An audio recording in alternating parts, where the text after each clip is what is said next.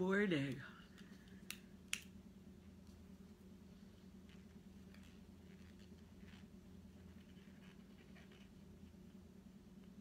Good morning.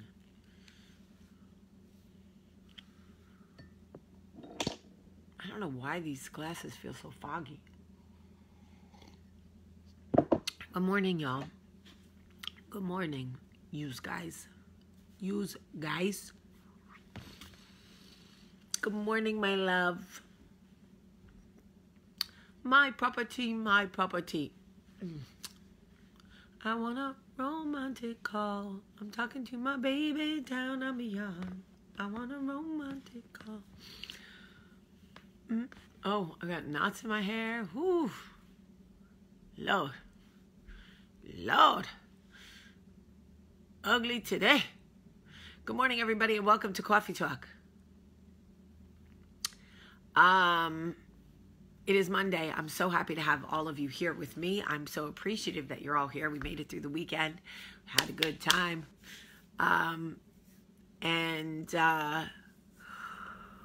Michael and I got into it last night, but excuse me for my yawning in your face. So let me heal up, bring it back, come rewind, and tell you the story from yesterday. Okay? So yesterday we had a friend visiting, and Charlie got bit by an ant. And apparently, this man, who Charlie's only met twice, told her to let Michael pour some beer on the ant bite, and that the alcohol would take the sting out. To which Charlie responded, "Are you lying to me?" And he said, "No, I'm not lying to you." And she said, "If you're lying to me, I'm going to punch you in the face." Now, I would be lying if I said I didn't know where Charlie got that attitude from. Because Charlie is, Charlie, I don't know how to explain her. I really don't. She's fearless, and she just, I don't know. That's Charlie. That's Charlie. That perfectly sums her up. She's the one that beat the boy up at the country club. She's the one that whacked the boy at the beach in the face with a spoon because he tried to take the spoon from her. Charlie is, we gotta work on Charlie. But I love her so much. Has such a godly heart, such a beautiful girl.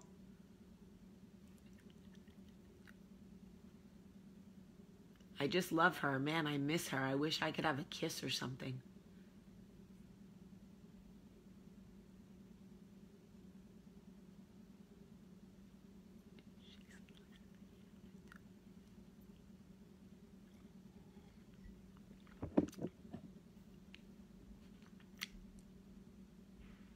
Anyway, she's not the kind of kid you want to test, because she's a third child who's had to fight for everything she has.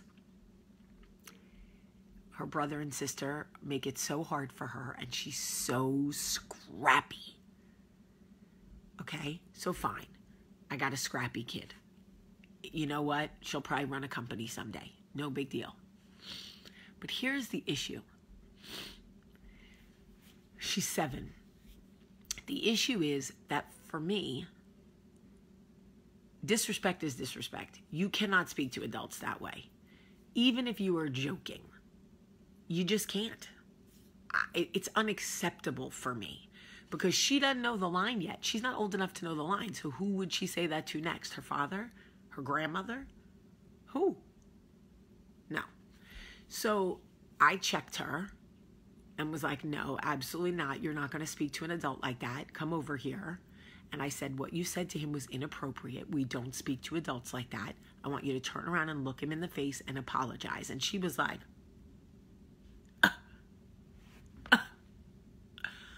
as if I asked her to rebuild his house with straw. So she turned around. She didn't really know this dude. It's only the second time she met this dude. Her comfort level is too much. So she apologized, and she was mad at me for making her apologize, by the way. She apologized, then gave me the stanky leg like this. Okay? She's lucky she didn't catch it for that. But I let it slide because she was embarrassed. Michael checked me. He was like, babe, she was joking. He knew she was joking. You need to loosen up. I'm like, no. No. Here's where my fear comes in. Now, I know I'm neurotic as a mom. You don't have to tell me. I already know. I am neurotic, admittedly. I've talked to my therapist about it. I have sleepover issues. We all know I'm neurotic.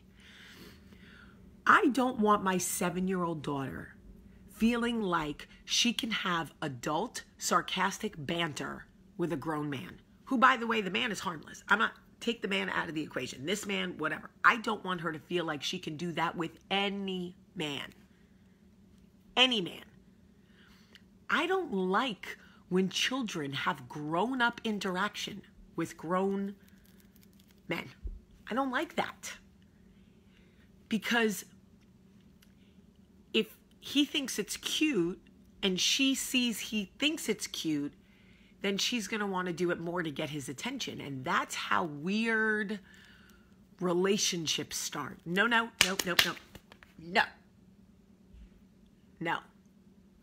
Not on my watch, because I really don't want to have to go to jail. I will, but I don't want to. I have gluten issues. They make you eat all kinds of shitty food in jail, and so I'm not trying to do it. And these are the things that as parents, we're not really thinking about. We're thinking about the respect, like you need to mind your manners and blah, blah, blah. And do you speak and joke to your kids like that? No. I've never told my kids I was going to punch them in the face. I speak and joke with Michael like that in private. I'm going to choke the shit out of you. But he's okay with it. The thing is this, like, the respect thing, take the respect thing out. Like, she's going to get checked for that. You can't tell a grown man you're going to punch him in the face, even if you're joking. It's just not appropriate. But what made me feel so uneasy was how comfortable she was leaning into him and being like, if you're lying to me, I'm going to punch you in your face. And of course it's cute. It's cute because she's cute. Because she's a pint-sized nugget. I don't want grown-ups feeling like, oh, she's that chick. Oh, you could blah, blah, blah. No, she ain't that chick. And no, you can't. And no, she can't. Y'all, I will shove Charlie back in my uterus. Think I won't. Think I won't push her up there like a supersized tampon and walk around with her damn feet hanging out of my body before I ever let anything happen to that child. You think I'm playing? Y'all think I'm playing? You're like, oh, she's being silly. No, I'm not. You will see some size 12, 13 Jordans hanging out of my crotch. And you'll be like, oh shit, she was not lying. She really put Charlie back up there. These kids are so innocent and they feel so grown. And they think they know what they think they know. And all it takes is the wrong adult to find that behavior cute and flirty to start that. I don't know. I don't like it. I don't like it. It makes my spidey sense come up. Like, oh, no. We're not going to be flirty and sarcastic with grown men at 7 years old. Come sit your 7-year-old ass right down next to me now. Okay? Okay? So anyway, I bring this to your attention because sometimes we're not thinking about that. I don't know if this show is about parenting. Someone just said, I'm new here. Is this show about parenting? Coffee Talk is not about parenting, but sometimes we do talk about kids. But I know it's because I grew up in the 80s and I watched all those after school specials. Like, I know my name is Steven. And my mind has been trained to go to the worst place. And I always feel like adults are grooming kids to like take advantage of them. I know this is neuroses from being an 80s kid. Because all the new age moms who are young, way younger than me, like 22, 23 having kids, they don't have this neuroses. Their 7-year-old would have said something like that. They'd have been like, hey girl, tell him what's up, tell him. Not me. I'm like, I know your name is Charlie and you better sit your ass down and stop with the flirty, cute interaction before somebody steals you and puts you in their basement and I find you on an after school special. No. Nope, no. So I understand part of this is my age, part of it is my neuroses, because by the way, Michael was like, you need to chill out, like loosen up. Like, I get it. You want to protect her, but like you're too much with her. You check her too much. I'm like, I don't think I check her enough. We're going to have to agree to disagree. And look, that's her dad. I respect him. But he doesn't have the same spidey sense that I have. He's like, let them go in the ocean by themselves. Let them ride around the neighborhood by themselves. They got to have a childhood. Let them have to do this. Let them do that. I'm like, why don't you just pack their shit and give them away? Because you don't care about anything. Why don't you just drop them off at the mall and we'll pick them up in 2 weeks? It's like Survivor, Sullivan Kids version. No, not me. Not me. So, anyway, I know I'm a little neurotic, and I'm sure that she's going to be fine. But I'm not the one that likes my kid when soccer coaches say to my kids, like, you going to score a goal for me? Like, nah, bruh. She's not going to score shit for you. She's going to do it for her team and for herself. Stop grooming my kid. Stop making my kid emotionally beholden to you. She's not beholden to you. She's 9 years old. Back up unless you want my foot in your ass. That's who I am. And Michael's like, dude, you need to chill out. I'm like, no, you don't understand. Those kind of comments make children emotionally beholden to adults. Like, oh, I didn't score a goal for him. Now I owe him something. Like, nah, sis, you don't owe him shit. Get in my car because I'm about to run his ass over. And listen, some of you are watching going, this woman is crazy. This woman is too much. You're probably right. But I don't like when people talk to my kids that way. My children, their obligation is to God first and themselves second. Not to coaches, not to teachers, not to friends that come through my house, not anybody else. Not some weird uncle, God first, then yourself. If you score a goal, amazing. If you don't, you're straight. If you, no. I'm telling you, I am crazy. But any mom who's like me, you could come to the crazy club with me. Michael, do you think I'm a crazy mom? Yes. You do, right? Yes. You do. You think I'm neurotic? Yes. When it comes to the kids, yes. Well, what else would it come to if I'm a mom? If it's not going to come to my kids, what would it come to? You can be a mom and still be neurotic about other shit. Oh, but I'm only neurotic about my kids? Yeah. See? He thinks I'm crazy, and he thinks I'm neurotic. But I don't care. I don't care. Because let me tell you what I have learned through doing Coffee Talk. You want to hear before I end this video? Listen to what I have learned over 4 years of doing Coffee Talk. For every child who was abused or molested or taken advantage of, who went to their parents and told them and said, why, as adults, and said, why didn't you stop it?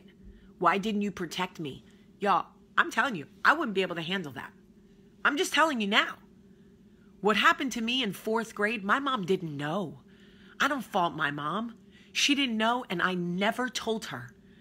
Because my mom was crazy, and she would have burnt that house to the ground. And I knew it. So I took the secret to my to my 41.5-year-old grave. Okay? So, I'd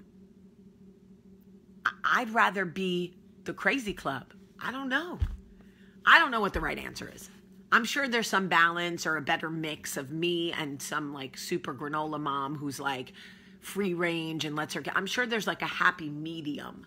I haven't found it yet. So last year when Olivia's soccer coach put his arm around her and said, "You gonna score a goal for me?" I had to check them both. And he was harmless and he's amazing, but no. She can't be emotionally beholden to you at 9, bruh. Back up.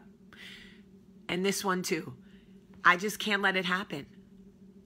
I just, not for me. Not for me.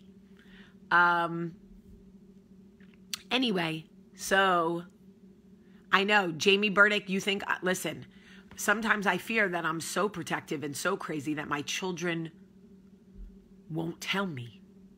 I struggle with that too. So I try to find a soft spot and say, you know, you can always tell me anything. Mommy jokes that she's going to kill people, but she's not really. She is going to kill people. Oh my God. Listen, I don't know. I don't have all the answers. But I'm trying to figure it out with you. We're on this journey together, right? We're on this journey together. I never was afraid that my mother wouldn't believe me. Never. I knew my mother would believe me. I was afraid that my mother would burn that whole house down. My mother hit somebody in the supermarket over a trapper keeper, y'all. If I would have told her what happened to me in that house, she would have burned the house down. And I'm not sure she would have waited for those people to get out. But she would have believed me. Susan is crazy, but Susan, she believed us. When we said something to our mother, we knew she believed us. So I was never worried about Susan not believing me. I was worried about Susan going to jail, if I'm keeping it real. 100%. To this day, Susan is going to be 72. And to this day, I'm afraid if she ever finds out who it was, she'll go looking for them on Facebook and try to kill them. I'm not kidding. Susan does not play. All right. I love you guys so much. Thanks for listening. I love you. It's Monday. I want you to have a great, great day.